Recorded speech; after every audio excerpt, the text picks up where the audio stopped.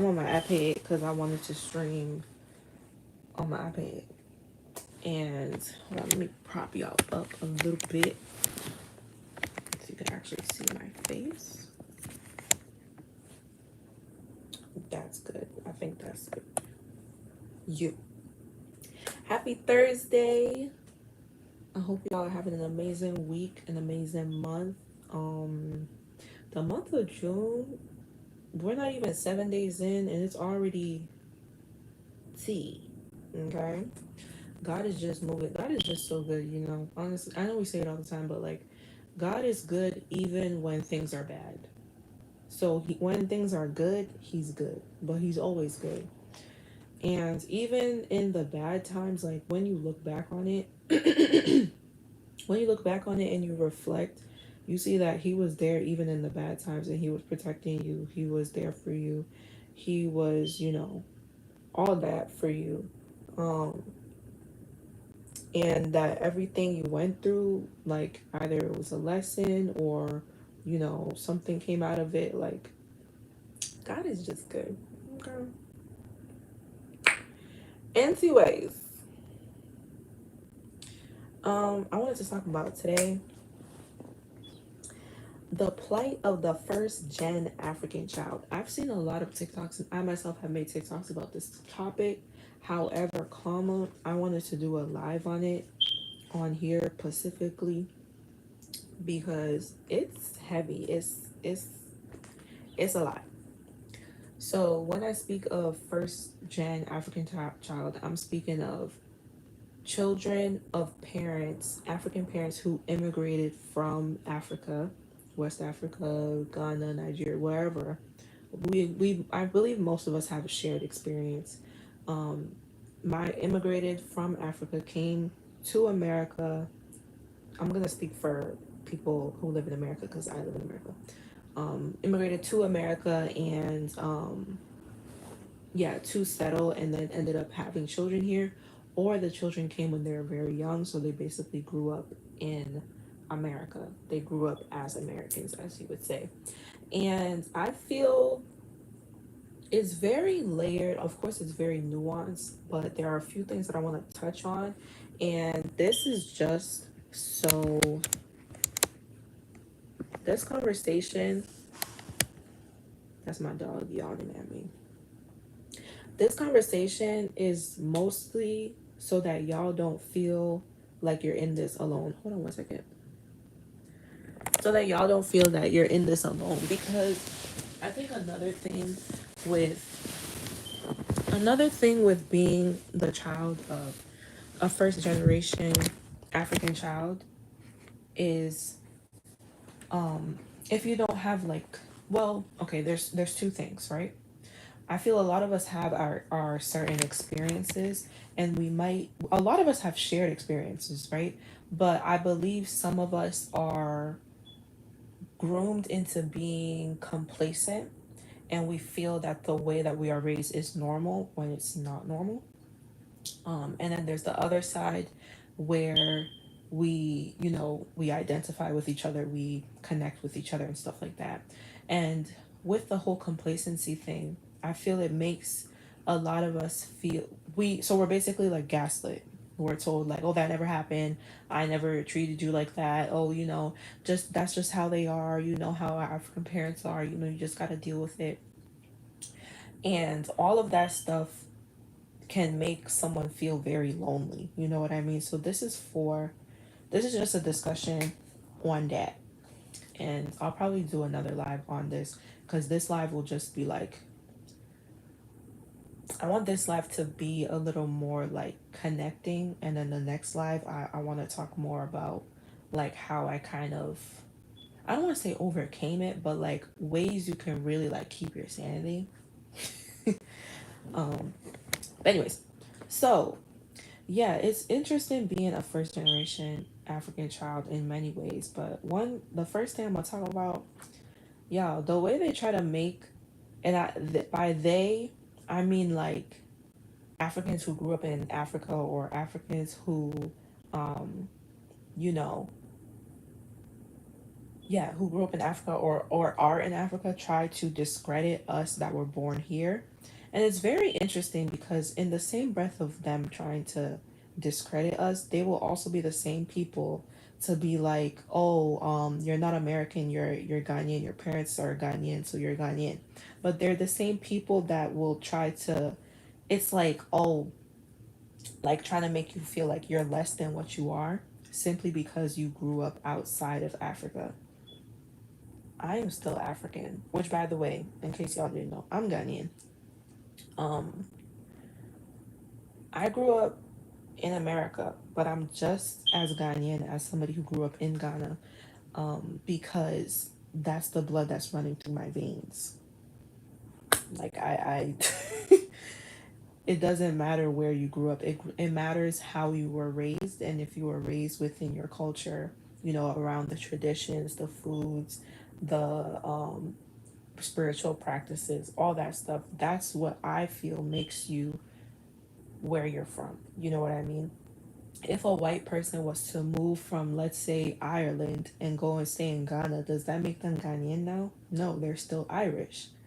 So if a Ghanaian moves from Ghana, comes to, like, if an Irish person moves from Ireland, moves to Ghana from Ireland, has a child in Ireland, I mean, has a child in Ghana, gives birth to the child in Ghana, are they Ghanaian? They're Ghanaian by nationality, but they are Irish. So it's the same concept. But I feel people do that. It's laced with a lot of things. They just want to feel like they have the upper hand because they grew up in Africa, or they just want to make us, they want to belittle us and make us feel less than because there's a little, I feel like there's a little bit of jealousy in a way, a little bit of hateration, that they feel that we think we're better than them and vice versa. So it's nuanced in that sense, but it's um and with the whole culture thing, like I said, it depends how you were raised because unfortunately a lot of our parents, when they come over here, when they come over to America, outside, they're so focused on working that they're in survival mode. So some of those like soft skills, some of those soft things about the culture, they're not, it's more like I feel we're more raised in the way it's less intentional in the sense of like we kind of go by what we see and what we hear than more them kind of like sitting down and teaching us the importance of certain things, you know what I mean? Like a child can go to an African wedding, Ghanaian traditional wedding, and they just know that this is a traditional wedding, but they don't understand the like, why do we do this? You know what I mean? The why is not necessarily there, but we know what it is. And y'all would be surprised the amount of people who are adults and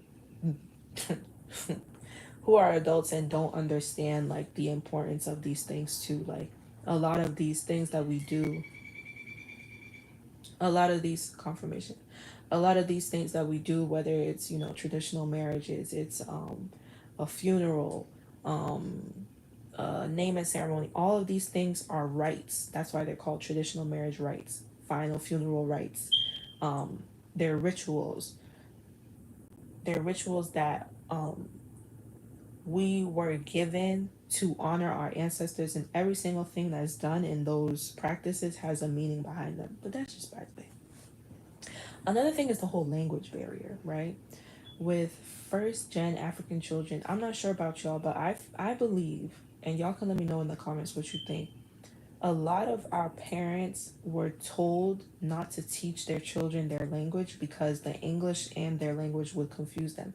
Which, now that I think about that, I'm thinking about it, and it doesn't make sense because our same parents were in Ghana speaking three, four, five languages. They were speaking English, they were speaking Chi, they were speaking Ga, they were speaking Hausa, they were speaking Fanti, they were speaking French, and nothing ever happened to them. So why did they make our parents feel like they can't teach us our language? Which we know why now, because you know part of your language is a big part of your culture, of course, because that's the way you communicate and understand things.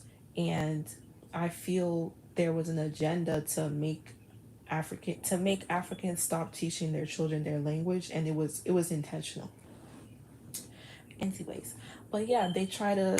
Some of them will try to make you feel bad that you don't speak your language or you don't speak it well, or when you try to speak your language, they'll laugh at you. Da da da da. And it's like, why y'all blaming me for not speaking a language that I was never taught? And I'm I'm not saying me specifically, but like it was the parents' responsibility to teach the child the language, but they didn't for whatever reason. So how is that the child's fault? Um, Specifically with African growing up as an African daughter, we are raised. I saw I saw a YouTube video, and they were talking about how African daughters are raised to be groomed into like abusive relationships, which is true. We'll get into that a little bit maybe another time because I have thoughts. But African daughters are raised to do everything in the house, to cook, to clean, to, pick up after others. They're responsible for taking care of their younger siblings, especially, God forbid, you're the oldest. God forbid.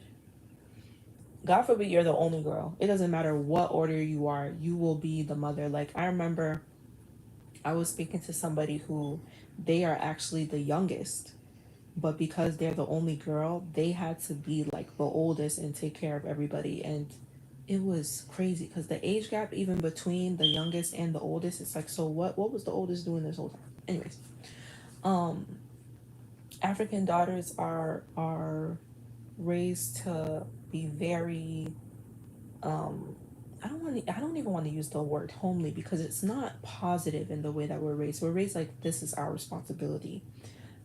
And that all of these traits and cooking and cleaning and taking care of kids, that's what you're going to take into your husband's house instead of being trained and educated that all these skills, learning how to cook, learning how to clean, all that stuff is going to help you in life because you need to eat, you need to keep your environment clean, you need to do your laundry to smell good, you know what I mean? um so yeah, that's that.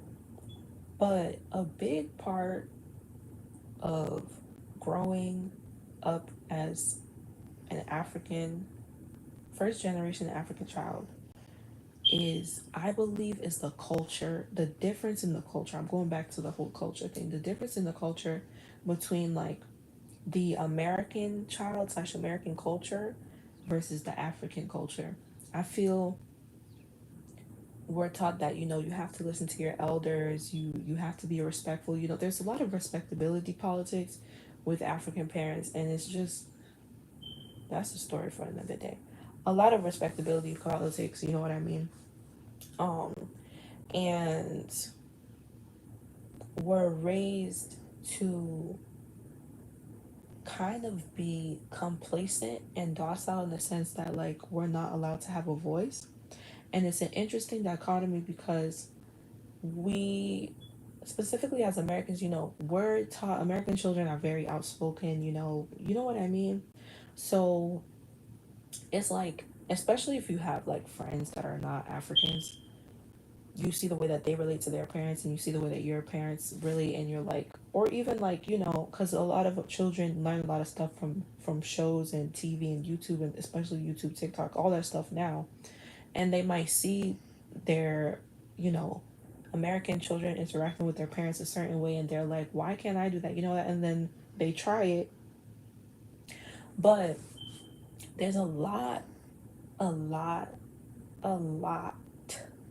of narcissism, of male centeredness with growing up um, as an African child, and the my way is the highway and all that stuff. It's very um, yeah, narcissist is the best way to put it. Like it's all about the parents in the sense that like everything that they say goes and all that stuff.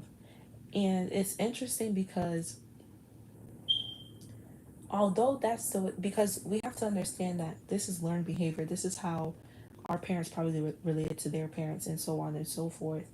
But we growing up as first generation African children, like in America, outside of Africa, are looking like that's not right. That's not okay. Maybe we shouldn't do that. Maybe I don't think you're supposed to speak to your child like that. I don't think you're supposed to, you know what I mean? And then it becomes this thing where it's like, especially if you're like going to school and stuff like that, and you discover that some of these, you discover something like narcissism, you discover something like, self-centeredness, egocentricness, like an ego, how do you say that word, hold on, egocentric egocentric egocentrism, there we go, where the parents only think about themselves, and the children are basically extensions of themselves. So the children are subjugated to have to do what their parents say, no matter what. It's very interesting, very concerning when you realize that the way you were raised, perhaps there was some holes in there. Can we understand why our parents did the things that they did? Of course. However, in the same breath, it's okay to hold them accountable and say that they didn't know better, which is why they didn't do better. But at the same time, to be able to say that was probably wrong, they probably shouldn't have done that. You know what I mean? And just going back to like the whole culture thing, that we see the way that we're being raised or the way we're being spoken to, and we're like, is this right? I don't think so. The whole like narcissism stuff, like male centeredness, like just the way some of like children should be seen and not heard. Is it right? Probably not. You know what I mean? And it becomes like, I don't want to say use the word war, but it becomes like an interesting dichotomy. Like I said, you're looking at what is right, yeah, what is being presented to you in that sense of what you're actually going through, like what you're actually experiencing with your parents, and how should parenthood actually look like. You know what I mean? It's, I don't know if y'all get what I mean. It's like you want to understand that they're doing this out of love, but like where does it cross the line of you're hold on, hold that thought. A lot of African parents do stuff because they think they're protecting us, but in them protecting us, they're actually sheltering us. And in them sheltering us, we're not able to experience the world in the way that we should, because we should be able to make our own mistakes, not make the same mistakes that they did, or for fear, out of fear that we might get into trouble or we might experience certain things, they shelter us, and kind of use these scare tactics, like, oh, you shouldn't go there because you never know what could happen. You could, you know what I mean. Y'all know what I mean. African parents really love the scare tactics. It's I'm just thinking about some stuff. It's like, but anyways, back to what I was saying. Hold on one second. Yeah, the scare tactics, and being sheltered, and how it really hurts us in the long run, because we don't have some of those, again, those soft skills, where you can spot someone trying to manipulate you. You can, bro, you know what I was thinking about the other day?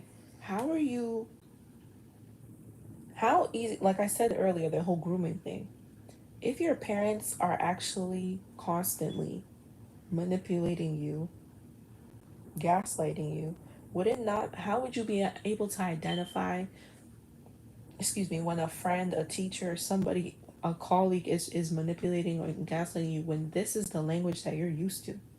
This is the behavior that you're used to. You're used to being manipulated. You're used to being gaslit. So when you experience it with somebody else, it doesn't seem like it's wrong, but it is. Because if you had a partner who told you, "Oh no, don't go to that party. You have to stay home with me. You never know what could happen." Da da da. And you're like, "No, I really want to go." And they're like, "No, no, no, don't go. You can't go. I don't know who's gonna be there. You have to stay home with me. It's more safe when you're with me." If you as an adult heard somebody saying that to another adult, you would be like, Not to say there aren't, scary things that happen in the world, but it's like, how considerate, how realistic are these fears? And it becomes like, it's interesting too, because I also believe that our parents struggle to understand us. Even I've noticed a few like African parents interacting with like younger kids, especially, how younger little kids talk, like they talk very fast, especially when they grow up speaking English. They talk very fast, or they have like a certain like tone of voice, because they're kids and their parents have trouble understanding them. They don't even comprehend, they're not able to, they struggle comprehending what the child is saying. So, like, let's deep that. They have trouble understanding what the child is even saying. So how difficult would it be for them to understand that child? Because it's like they're speaking two different languages. And then this, even going back to the whole survival mode thing, because a lot of our parents are so focused on working, making money to survive, to provide for us, they don't have the time to really sit down to try to understand their child, unfortunately. And this is when parents will say, "Oh, well, I'm your mother or I'm your father. I know you the best." Do you? You know, it's very interesting, and you realize that it's very interesting to realize and understand that you and your parents come from two different worlds. As in, you grew up in America, where things were very different from them growing up in Africa. You know what I mean? And sometimes they find it hard to understand, and vice versa, because we're not able to see our parents in that light of, they grew up differently than us. They don't understand things that we understand, especially in today's world, where we have all this information at our fingertips, and we're still young to be able to absorb this information and understand it and use it to our benefit. um so we're still learning, you know what I mean? But some of our parents are older, they don't really know how to use technology. Some of them, it's very hard to I don't want to say teach an old dog new tricks, but to have them adapt to some of this stuff. So it's interesting to see. I don't want to say when you're smarter than your parents, but when you have more of an understanding on certain things than your parents, and you see there's like a divide there, you know? And it's not necessarily, I'm not even speaking about school wise, as in like perhaps, you have your doctorate or whatever, not that. I'm speaking about like understanding, like how to deal with certain people, how coping skills, how to manage your stress, how to speak to certain people. You understand that there's a disconnect there. And that's where I feel, honestly, that's where I feel the whole parenting your parent comes in, because of the understanding that we have, we kind of have to now turn around and, I don't want to say teach our parents, but use our understanding on our parents, especially when they start getting older. It's like, bro, I don't know if y'all get what I mean. It's very interesting. Um, yeah, like growing up in America versus growing up in Africa. That's I've it's and like I said, the whole survival mode. I was lucky enough that when I was a child, we went to Ghana, and I say we as in me and my siblings and I. We went to Ghana quite a lot. Um, so we got to experience our culture firsthand, you know what I mean? Especially back then, because Ghana was completely different than what it is now. Like, you go to Ghana now and this is you go to Ghana now, it's like you in New York. But it was completely different back then, and we were able to spend time with family and get that real culture experience, and play with our cousins, play those games that like playing ludo, playing mancala, stuff, like, you know what I mean, get that cultural um experience. But I understand how disconnected children can feel from their culture when They didn't go back home till they were adults, or they didn't go back home when they were children because their parents had to survive. Their parents had to provide. They weren't able to spend so much money on a ticket to go back to Ghana just for funsies. You know what I mean? Like, yeah, it's interesting. Um, yeah, there's like a lot of stuff that I could touch on with this.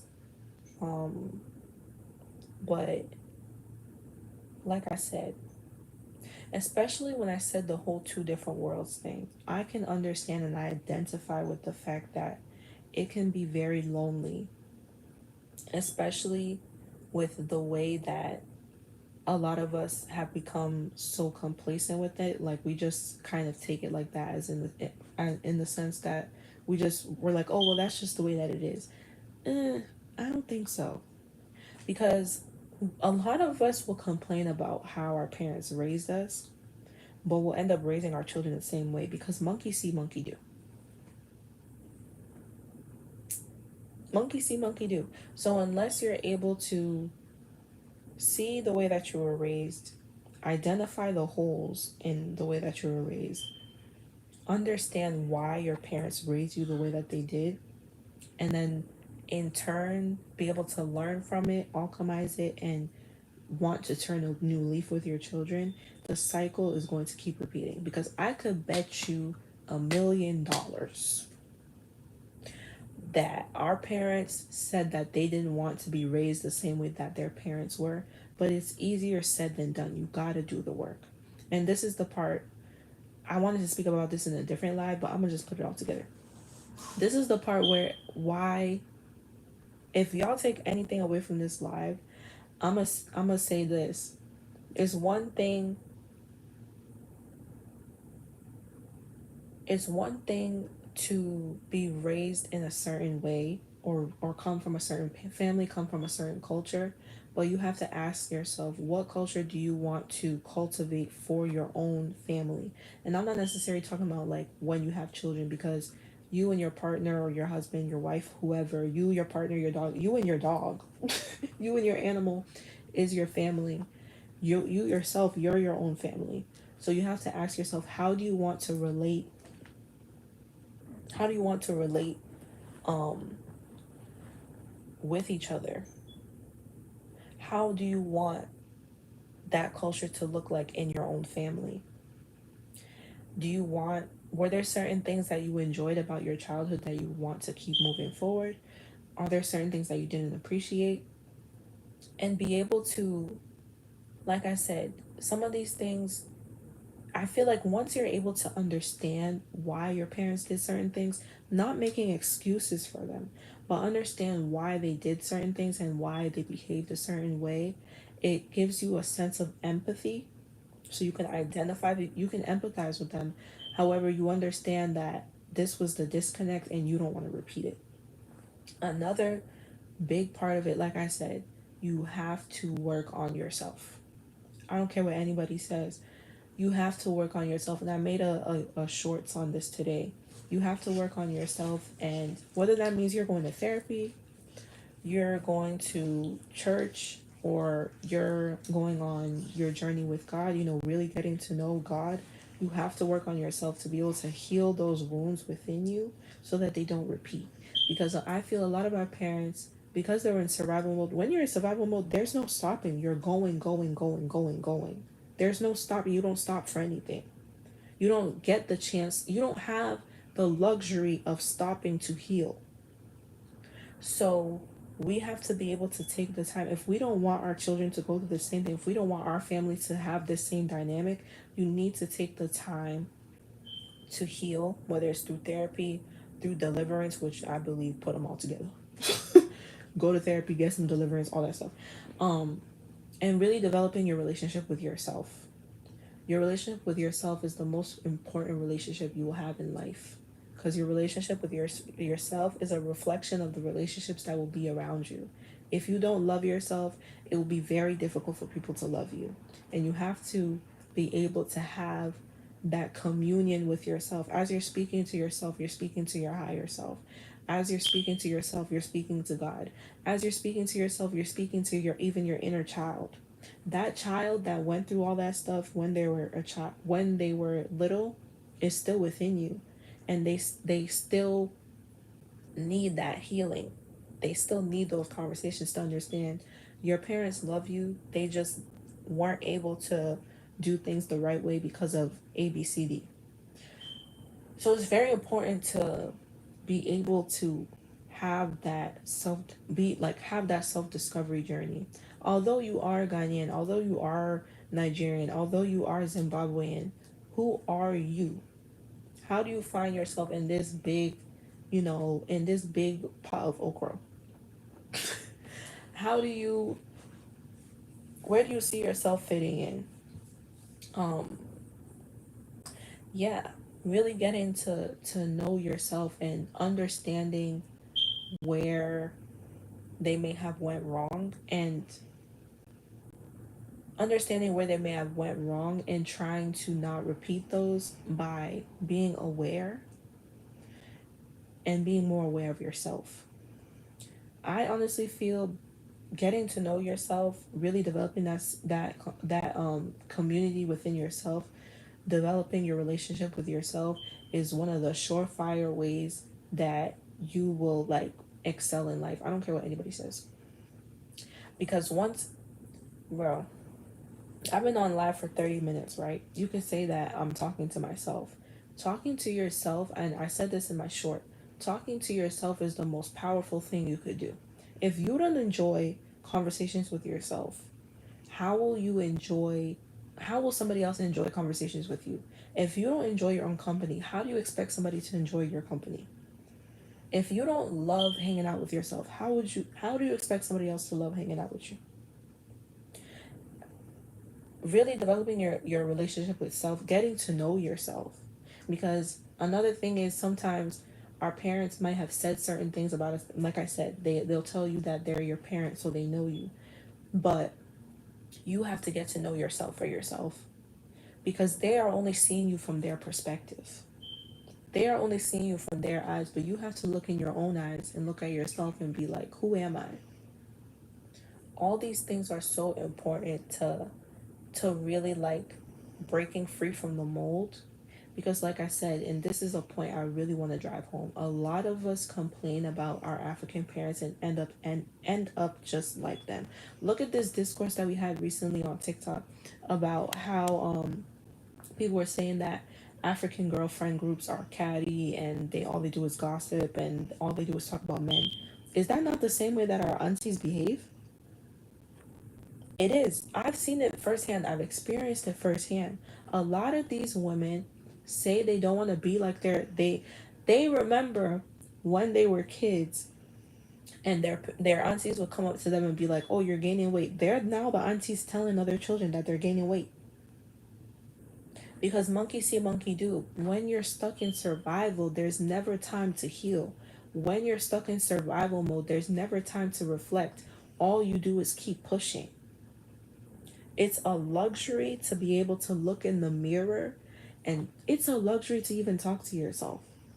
It's a luxury to get to know yourself. These are luxuries that we are entitled to, but it's only until we're able to tap into it and to accept it that we will be able to benefit from it. That was a bar. It's only when we're able to really get to know ourselves that we're able to tap into that. We don't A lot of us don't realize that is abundance right there. We're talking about, oh, we're meant to live abundant lives. Abundance is stepping away from survival. A lot of our parents were survival. A lot of us were born out of survival. So it's even in our DNA. That is why resting, rest, getting to know yourself, self-love journey, self-discovery journey, working on your relationship with self. As you're doing that, you're working on your relationship with God, your ancestors, your spirit guides, all the above. That is exactly what I just lost my train of thought. Um, that is exactly what puts you into that, gets you out of that lack mindset, that survival mindset, because Our parents didn't, they didn't have the luxury of being able to do that, unfortunately. So it is up to us to change it. To look at all the things that we went through in our childhood and be like, that was not okay. That was probably not, I didn't feel safe in that moment. I didn't feel protected. I didn't feel loved. I didn't feel nurtured. I don't understand why this happened. Being able to have those conversations, ask those questions, ask God, why did this happen? And understand that even with everything that happened in your childhood, it made you the person you are today. Does that make it okay? No, absolutely not. Because you're still standing here 10 toes down. However, comma, if you had things differently, you would have had a different result. So what I'm trying to say is reflection, reflection, reflection. Looking in your reflection, reflecting on your past, reflecting on your childhood, reflecting on the way that you were raised, getting to know yourself for who you are and not who people try to make you be, and being proud of every step of the way.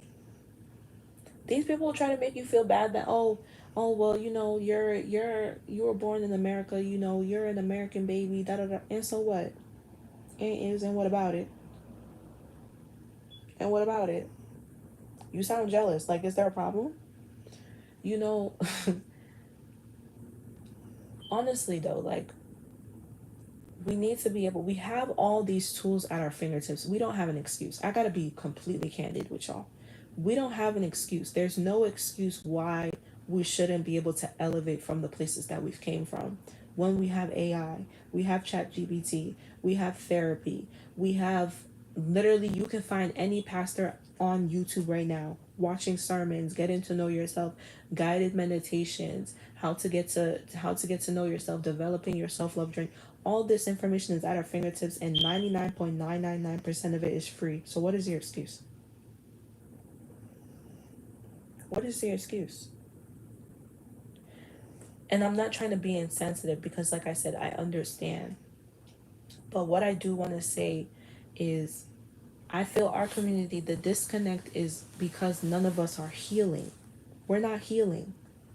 I understand it's painful, but what are you gonna do with that pain? Are you just gonna sit in it, or are you gonna use it to propel your self love journey? Are you gonna use it to make yourself better? You know what I mean? But yeah, I think that's all I have on this topic. Let me know what y'all think in the comments. I hope this was helpful for someone. I hope this blessed someone, honestly, even if it's just one person. I just think it's very important that we are able to move forward. We have to stop sitting in our own pile of dirt and just pick ourselves up and move on. I'm not saying move on as in like to be insensitive, like put it behind you, forget that it happened. No. Heal from it, learn from it, understand it, and let's move forward and build a better tomorrow. Okay. Let me know if y'all have any questions in the comments. Love y'all. Bye.